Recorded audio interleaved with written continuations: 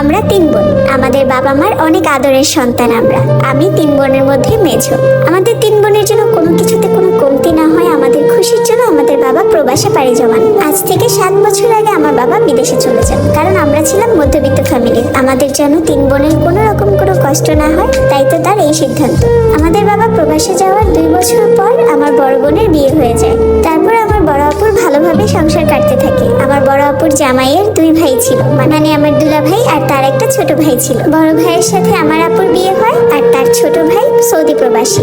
একদিন আমার আপুকে তার দেবর বলে যে, ভাবি আপনার মেজো বোনকে তো কখনো দেখা হয়নি, ওর কথা তো সবসময় বলেন, ওর একটা ছবি পাঠান তো আমার কাছে। তখন আমার বোন আমার একটা ছবি পাঠায় ওনার কাছে। আর আপুর দেবর আমাকে এক দেখাতেই ভালোবেসে ফেলে, মানে তার কাছে নাকি আমাকে অনেক ভালো লেগেছে। আমার আপুকে বলে, ভাবি আপনার বোনের শুধুমাত্র আমার সাথেই বিয়ে হবে, ওকে আর কোথাও বিয়ে দিবেন না, ওকে আমিই বিয়ে করব। আর এতে আমার বড় আপু রাজি ছিল, কারণ আমার আপুর চোখের মণি ছিলাম আমি। সে ভেবেছে একই বাড়িতে যদি 2 বোন থাকে তাহলে এর থেকে খুশির আর কি হতে পারে। তারপর আমার আপু আমাদের বাড়িতে বিষয়টা জানায়। আমাদের ফ্যামিলির লোকজনও রাজি ছিল আর বলেছিল যে আপুর দেবর বিদেশ থেকে আসলে আমাদের বিয়ে দিবে। তখন তো আর দেওয়া যেত না, কারণ তখন আমার বয়স মাত্র 13 বছর ছিল। কিন্তু এর মধ্যে আমি কিছুই জানতাম না। আপুর বাসায় আমার প্রায় সময় যাওয়া আসা হতো, কারণ আপুর একটা ছেলে বাবু হয়েছিল এর মধ্যে। আর ওই বাবুটাকে আমি অনেক আদর করি, তাই আপুকে এবং আপুর বাবুকে দেখার জন্য প্রায় সময় তাদের বাড়িতে চলে যেতাম। এরকম একদিন আমার আম্মু আর আমি মিলে আমার আপুর বাড়িতে যাই, কিন্তু আমার আপু তার শাশুড়িকে নিয়ে হাসপাতালে যাওয়ার কথা। আমার কাছে বাবুকে রেখে আর মোবাইলটা রেখে সে তার শাশুড়িকে নিয়ে হাসপাতালে যায়। মোবাইল রেখে যাওয়ার কারণ আপুর বাবুটা খাবার খাওয়ার সময় মোবাইল না দেখলে খাবার খেতে পারে না। যখন আমি ওকে মোবাইল দেখিয়ে খাওয়াচ্ছিলাম, ওই সময় আপুর দেবর একটা ফোন দেয়, ভিডিও কল। ফোনটা রিসিভ করে বাবুর সামনে দিলাম। সে বাবুর সাথে কথা বলতে বলতে সাইড থেকে বলল যে, আপনি কি ভাবির মেজো বোন? তখন আমি বললাম যে জি।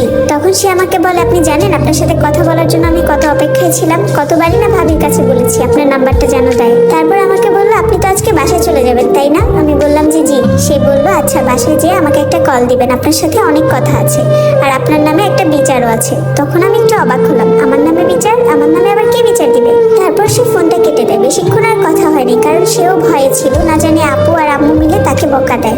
আর বেশিক্ষণ কথা বলাও যাচ্ছিল না, কারণ তার কাজের সময় হয়ে গেছে। বাড়িতে এসে আমার খুব আনচান লাগছিল, আমার নামে কে বিচার দিল তাকে? তাই তো তাকে একটা ফোন দেওয়ার চিন্তা করছিলাম।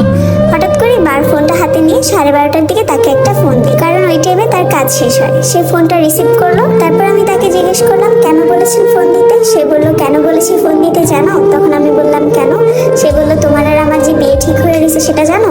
আমি তো আকাশ থেকে পড়লাম, কি বলে এই লোক, আমি তো এগুলো কিছুই জানি না।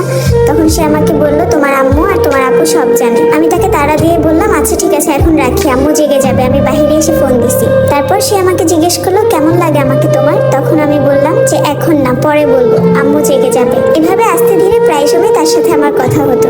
মনে মনে তাকে আমার ভালোই লাগতো, কিন্তু তাকে বুঝতে দিতাম না। কিন্তু 2023 সালটা ছিল আমার জন্য সবচেয়ে কঠিন একটা সাল। এই বছরটা আমি অনেক কিছু সহ্য করেছি।